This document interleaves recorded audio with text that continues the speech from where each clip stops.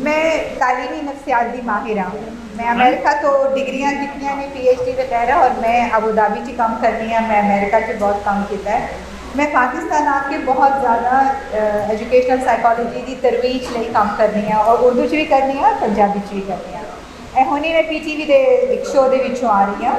बाबा बुल्ले शाह और सूफीज़म और साइकोलॉजी का आपस में कॉम्बिनेशन की है। ये आपस में की ने गल सुन रहे थे शाहमुखी दी, गुरुमुखी दी, बाबे बुल्ले शाह दी, तसव्वुफ दी। साइकोलॉजी बड़ा मॉडर्न कॉन्सैप्ट है ना, 100 साल का तुम समझ लो टैक्टिकल वैसटर्न वर्ल्ड च। लेकिन बाबा बुल्ले शाह ने और साढ़े सूफिया ने और साढ़े फकीर ने यह कॉन्सैप्ट जो साइकोलॉजी हुण दे दी है हज़ारा साल पहले दिता। यही कहा गया कि अपनी ईगो अपने नफ्स, हुण असीं इहनूं ईगो कहते हैं, वो इहनूं नफ्स कहते थे।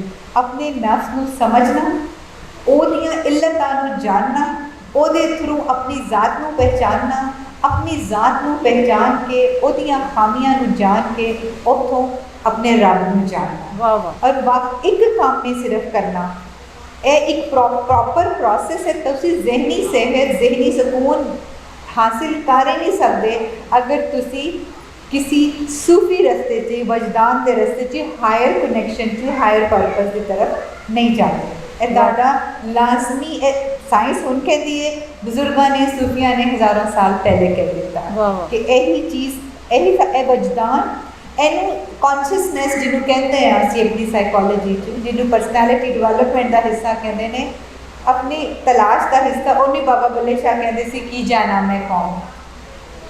तो जेड़ा वो तलाश अगर तुम दोबारा सुनो कवाली जी तो उन्होंने सुनना और उसकी तफसील कोई अगर कर सके तो वो साइकोलॉजी की एग्जैक्ट एग्जाम्पल है कि साइकोलॉजी कहती है, इल्म नफ्सियात कहता है कि इंसान सुकून नहीं पा सकता जदों तक वो अपनी शनाख्त और तलाश का सफ़र तय नहीं करता। वाह वाह। मैं ज़्यादा टाइम नहीं ले सकती, सुनने वाले नहीं आता। वाह वाह वाह, बहुत ही खूबसूरत गल की। जी साड़ी पहचान होंगी ना, जी कोई साड़ी औकात नहीं होती है। भावें मैं बाहर पैदा हुई, बाहर पढ़ी लिखी, बाहर ही काम करनी है, लेकिन रास्ता नहीं खत्म होगा। एक तो शायर कहते थे ना बड़ा कि हम आशिफ्ता सरों ने वो कर्ज उतारे हैं जो वाजिब भी नहीं थे। माजरत ना नन्हे से ना शदीद किस्म की ये हिदायत खराब है।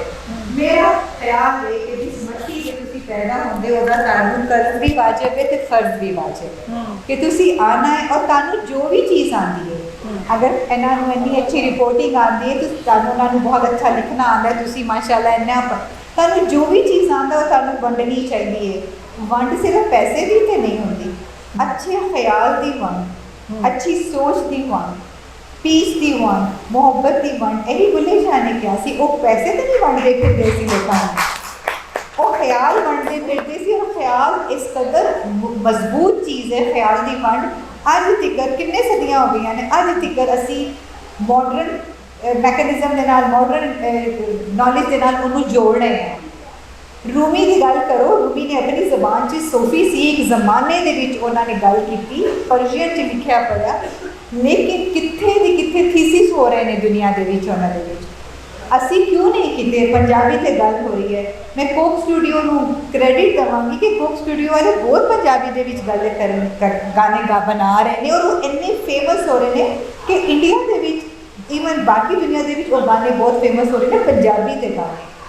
वंड नहीं सही हो रही, पंजाबियों की अपनी वंड नहीं सही हो रही। असी अपनी पंजाबी अगर अपने बच्चे को नहीं दे रहे, अपनी जबान को नहीं दे रहे। मैं कल एक पंजाबी प्रोग्राम किया रेडियो के उत्ते मस्त 103 के, तो जदों ऑनलाइन गया तो मैनू कोई 500 मैसेज सिर्फ यह पूछने ने लिया, सानू तो पता नहीं तू पंजाबी भी बोल सकनी है।